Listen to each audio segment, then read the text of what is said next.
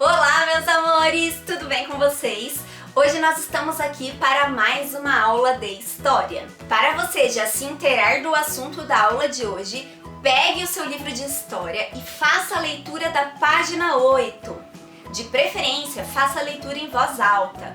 Quando você lê o texto antes da prof explicar, você já vai compreendendo melhor o que será abordado na aula. E quando a professora faz a explicação, você consegue relacionar com o que você já leu. Então fica mais fácil de você aprender. Combinado? É por isso que a prof sempre pede para vocês lerem o texto antes da explicação.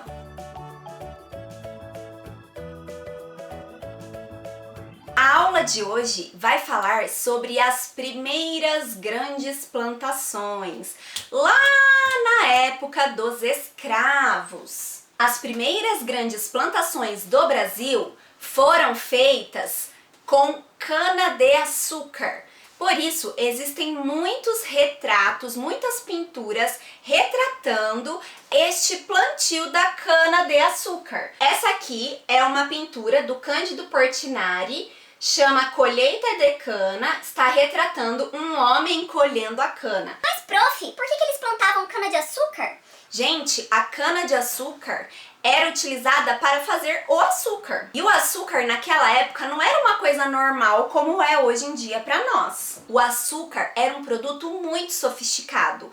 Poucas pessoas conseguiam ter acesso ao açúcar. E ele até era chamado de ouro branco, porque o açúcar é branquinho.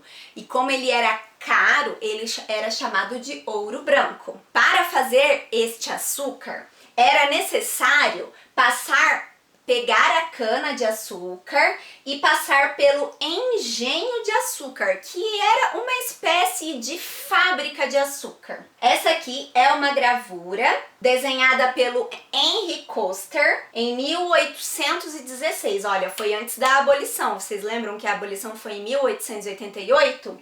Então, e aqui mostra todo o ciclo da cana-de-açúcar para ser transformada em açúcar. Essa imagem tá no livro de vocês. Vocês viram quando vocês leram o texto, né? Então vamos lá. O Brasil, ele foi descoberto mais ou menos em 1500. Isso foi há 500 anos atrás.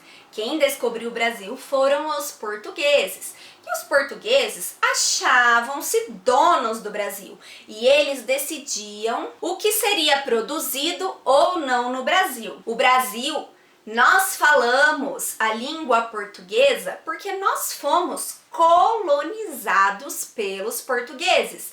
O Brasil, ele era uma colônia de Portugal, ele era uma colônia portuguesa. Significa que os portugueses vieram para essas terras e habitaram as terras brasileiras, que antes, como vocês já sabem, eram habitadas somente pelos índios. Eu coloquei aqui algumas imagens, ó, aqui é a colheita de cana, aqui ó, são escravos moendo a cana. Então dois escravos rodavam esses cilindros que estão aqui no meio e eles colocavam a cana no meio do cilindro. Parecia mesmo com aquelas carrocinhas que fazem caldo de cana nos parques. Era bem parecido, mas não era um motor, não tinha eletricidade na época. Por isso eles precisavam da força física, da força manual para conseguir colocar esta cana aqui no meio dos cilindros e extrair o caldo de cana. E com o caldo de cana eles conseguiam fazer o açúcar. Para fazer este açúcar, os portugueses fizeram a instalação de engenhos, que são as fábricas de açúcar. São fábricas que não são modernas como as de hoje, mas elas produziam açúcar. E esse açúcar produzido nos engenhos de açúcar, eles eram vendidos na Europa. Portanto, uma das principais atividades econômicas do Brasil, uma das principais atividades que dava dinheiro para o Brasil, era a produção de açúcar, porque eles faziam açúcar aqui no Brasil e mandavam para ser vendido na Europa. Quem trabalhava nesses engenhos de açúcar eram os africanos escravizados. E nós já vimos que a escravidão fez com que os africanos trabalhassem de graça, e nesses engenhos de açúcar Os escravos realizavam várias atividades para esta fabricação de açúcar. Eles derrubavam a mata, eles plantavam a cana, colhiam a cana, moíam a cana e depois produziam o açúcar. Como funcionava essa produção de açúcar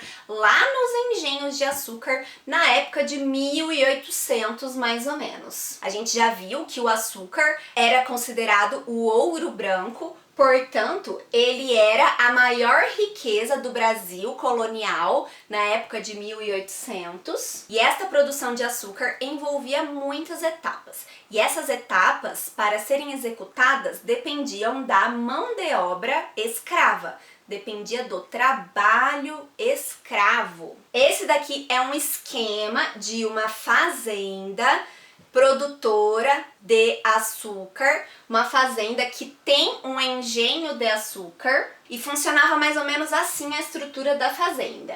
Aqui em cima, ó, tem um casarão, uma casa branca, bonita, né, de 2 andares. O nome deste casarão chamava-se Casa Grande. A Casa Grande era o lugar onde o senhor do engenho, o dono do engenho, morava. Também tinha uma capela sempre, ó, tá vendo aqui? Essa é a capela, onde eram realizadas as missas, os cultos religiosos. E os escravos, eles moravam em um lugar chamado senzala. Então, eles dormiam nesse lugar chamado senzala. Para fabricar o açúcar, era necessário que a cana passasse por estes cilindros. Então, eles moíam a cana aqui nestes cilindros. Este lugar onde eles moíam a cana era chamado de moenda. E depois que eles moíam a cana, esse caldo de cana passava por vários processos. E por último, ele tinha que ficar em umas formas, secando ao sol. E esse lugar era chamado de giral. O giral era um lugar onde ficavam as formas de barro com o melaço de cana, até este melaço de cana se transformar em açúcar. Vamos ver um pouquinho como funcionavam as etapas dessa produção de açúcar. Primeiro, os escravos iam lá e derrubavam a mata, limpavam o terreno. Depois, eles plantavam as mudas de cana de açúcar. Depois de um tempo, a cana de açúcar crescia e aí ela era colhida e transportada em barcos ou em carros de boi. Olha só, os bois puxando esse carro até as moendas. Lá nas moendas, que é o lugar onde moe a cana, existiam grandes cilindros que eram movidos por animais. Vocês viram que lá no começo da aula eu mostrei que também poderiam ser movidos por escravos, esses cilindros. E nessas moendas se extraía o caldo da cana. O mestre de açúcar, que era um branco, ele supervisionava o cozimento deste caldo de cana. Então o escravo ficava lá cozinhando o caldo de cana por horas e horas e horas, até que esse caldo de cana virava um melaço. Quando o melaço atingia o ponto certo, ele era colocado em formas de barro para retirar as impurezas deste melaço. Depois de um tempo, o açúcar era retirado dessas formas e ele era separado em 2 partes. O açúcar claro, que é o açúcar branco,